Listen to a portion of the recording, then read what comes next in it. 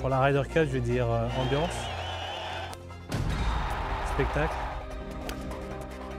folie, beauté, camaraderie, rêve. C'est un peu tout ça la Ryder Cup. Thomas Levet et tous les joueurs français ont entouré de rouge 2018, l'année de la Ryder Cup au golf national. Et s'ils veulent plus que tout la jouer, c'est parce que ce tournoi mythique a nourri leurs rêves d'enfants puis d'adultes. Avec leurs mots et leurs souvenirs, 5 des meilleurs joueurs français nous racontent leur Ryder Cup.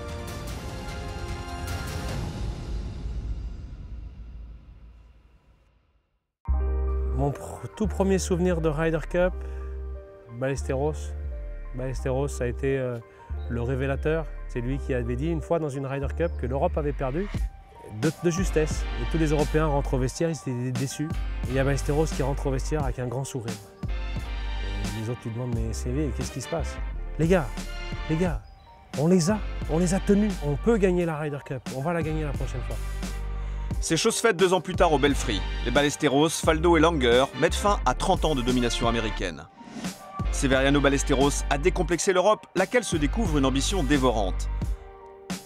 En 1987, un duo irrésistible, appelé à marquer l'histoire de la Ryder Cup, fait ses débuts aux États-Unis.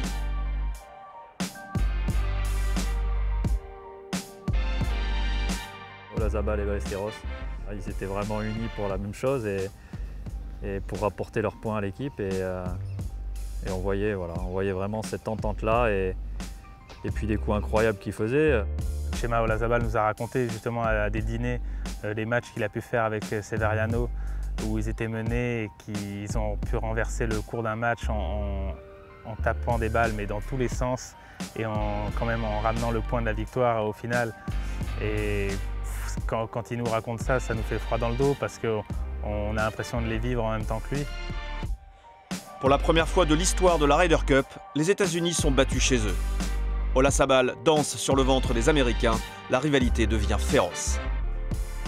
C'est deux rivaux énormes et il y a toujours eu qui sont les meilleurs.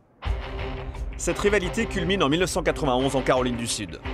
Les États-Unis sont alors en guerre contre l'Irak et Corey Pavin porte la casquette des GI. L'ambiance qui règne à Kiawah Island est tout sauf amicale. Cette Ryder Cup reste célèbre pour l'incident entre Essinger et Ballesteros. Mais en termes de rivalité, c'est une autre Ryder Cup qui reste dans la mémoire des joueurs français, même celle des plus jeunes.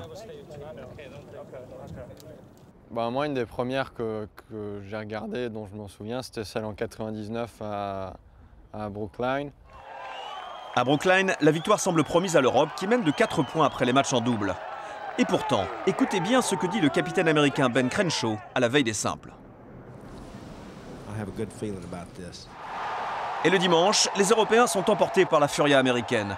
Ce 26 septembre 1999, il est écrit que l'Amérique doit triompher et manifestement, tous les coups sont permis. Quand il me semble, c'est Justin Leonard qui rentre son putt de 15 mètres pour faire gagner l'équipe. Et Olazabal, il n'a même pas encore putté, que toute l'équipe américaine rentre sur le green et célèbre sa victoire qui n'était même pas encore décidée. Ligne de putt sauvagement piétinée, concentration envolée, Olazabal échouera à rentrer son putt. L'Europe s'incline pour 1 point.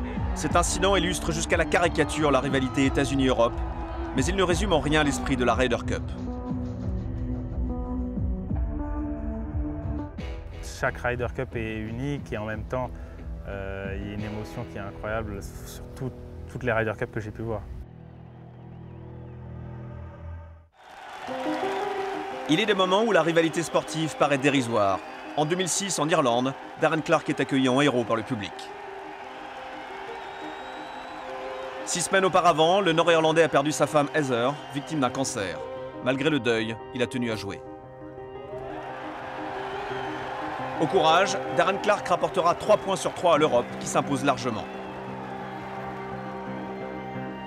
Après son dernier putt, Clarke est emporté par l'émotion, et avec lui les joueurs et le public. Dans ce public, il y a Thomas Levet, présent au K-Club comme consultant. Il s'est rendu compte que sa femme n'était pas là pour la première fois dans une Ryder Cup Ça lui est tombé dessus et tout le monde s'est mis à pleurer en même temps que lui. C'était un truc de dingue. La Ryder Cup change les hommes, bouleverse les règles d'un monde feutré et routinier. Le temps d'une semaine, le sport le plus individualiste qui soit devient un bien commun.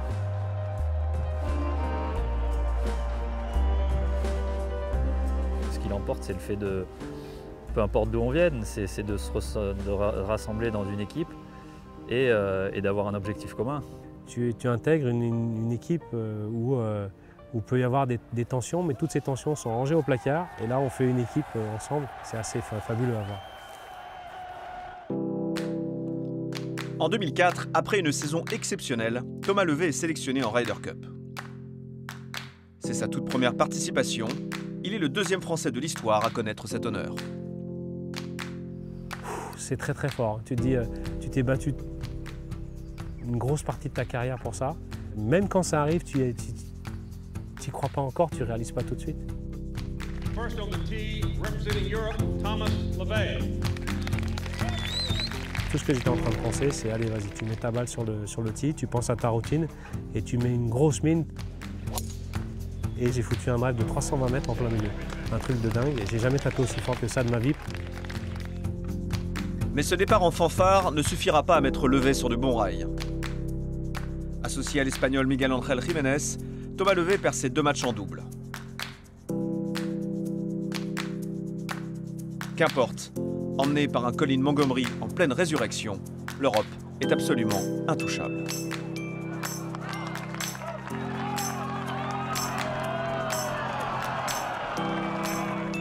Et le dimanche, face à Fred Funk en simple, Levet est à son tour touché par la grâce. Devant sa télé, Grégory Bourdi n'en perd pas une miette. Oh, je me souviens du très joli coup de fer de Thomas. Il a mis un coup de fer incroyable donné vers les derniers trous. Pour l'anecdote, Levet s'impose one-up et l'Europe écrase les États-Unis 18,5 à 9,5.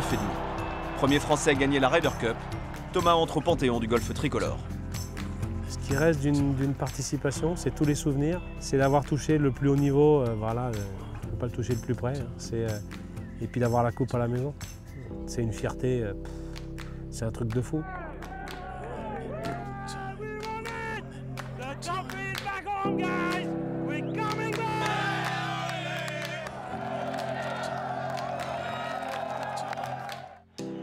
Mais lorsque la Ryder Cup revient aux États-Unis 4 ans plus tard, les choses se passent très différemment.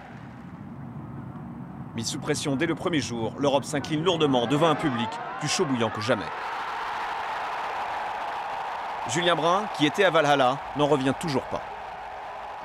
J'ai pu voir ça en direct et l'ambiance qu'il y avait, la réaction des gens, c'était extraordinaire. On a l'impression d'être dans un stade de foot à tous les trous et les gens sont complètement fous, quoi. C'est une ambiance très électrique et c'est vraiment là où on a envie de pouvoir voir si on est capable de perfer et tout simplement d'avoir une expérience qui est vraiment unique. Sous le regard du tout jeune Julien Brun, les États-Unis mettent fin à une série de 3 victoires européennes. L'Amérique est de retour et l'Europe sait qu'elle devra se battre comme jamais pour récupérer son dû.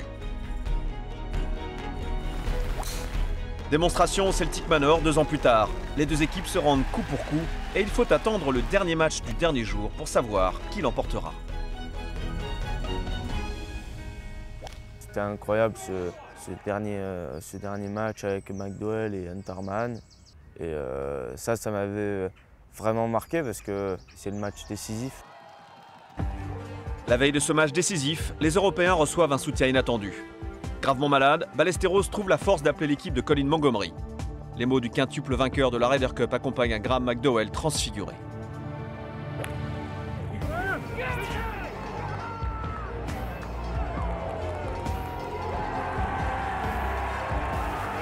Pour un petit point, et au bout d'une semaine haletante, l'Europe conserve le trophée.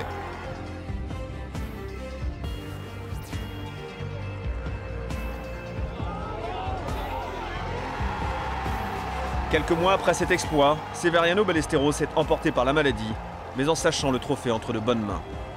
Cette Ryder Cup au Pays de Galles, la plus disputée depuis 10 ans, n'est rien comparé à ce qui va suivre en 2012.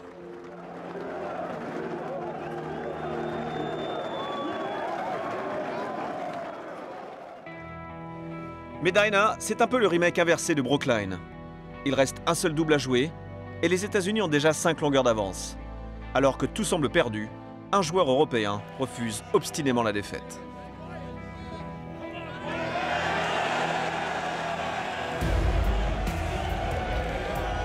C'est Ian Poulter. Il a été juste incroyable. Pour moi, il représente à lui tout seul l'esprit de la Ryder Cup.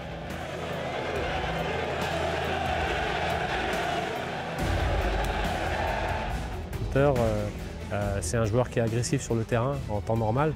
À la Ryder Cup, c'est un pitbull, hein, c'est un truc de fou.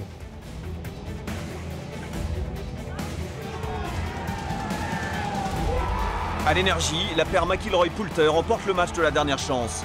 Ce point arraché au crépuscule est le premier acte du miracle de Medina. La magie de cette épreuve prouve que c'est jamais fini, et avec des capitaines aussi grands qu'Olazabal et les souvenirs de Ballesteros qui étaient assez récents dans l'esprit de tous les joueurs dans l'équipe, ils ont réussi à faire voilà, quelque chose d'assez miraculeux. Le dimanche voit une équipe européenne métamorphosée. Les victoires en simple s'enchaînent, mais pour défaire l'Amérique chez elle, l'Europe a besoin d'un nouveau miracle. Deuxième acte. Justin Rose, il joue contre Mickelson et il est de souvenir one down au départ du 17. Au 17, Mickelson se met derrière le green et Mickelson met son chip donné. Justin Rose est sur le green à 20 mètres. Donc en gros, il faut qu'il se passe quelque chose de vraiment énorme. Et là, Justin Rose, il met son putt de 20 mètres pour pouvoir aller square au 18. Et là, au square au 18, il fait birdie et il gagne son match comme ça. Et ça a été un des plus grands retournements, à mon avis, de la Ryder Cup. Tout d'un coup, on a senti que ça a basculé du côté européen. Tous les espoirs de victoire reposent désormais sur les larges mais frêles épaules de Martin Kaymer. Après une saison 2012 catastrophique, Kaymer n'a plus rien à Kaiser, et c'est pourtant lui qui détient la clé du dernier acte. Le pote de Martin Kaymer de la dernière Ryder Cup, voilà, il loupe, on perd, il met, on gagne. Il n'y a pas plus de suspense que ça.